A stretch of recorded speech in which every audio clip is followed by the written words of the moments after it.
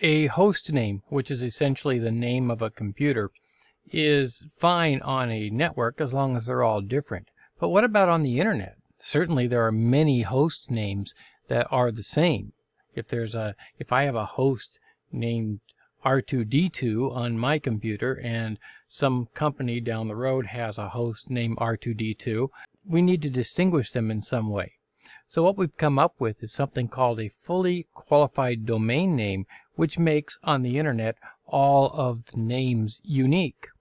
And basically it's a hierarchy, just like the phone book, for example. We have a country code, we have an area code, we have an exchange code, and then we have the 4-digit individual phone number at the end.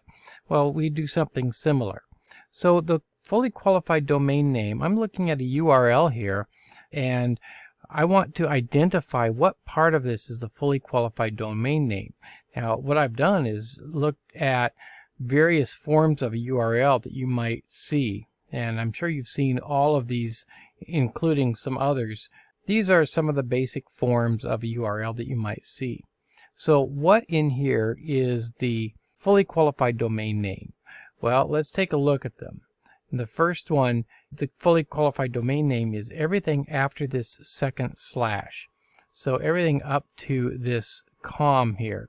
The way I might define it would be everything between the second slash and the third slash, but there's no third slash here, so it's just to the end of it. So let's take a look at the second one then. In this case, we don't have a www. We have something that just says finance.mypage.com. Well, this also is the fully qualified domain name, everything after this second slash here. In this case, we have two different names before this actual domain name here, and we're going to talk about these in a later video. So everything again after this second slash in this case becomes the fully qualified domain name. Now in this next case though, we have a third slash here and something after that, and we're going to talk again about what these are later on. But the fully qualified domain name is this portion that you see right here in between. In this case, finance.charts.mypage.com.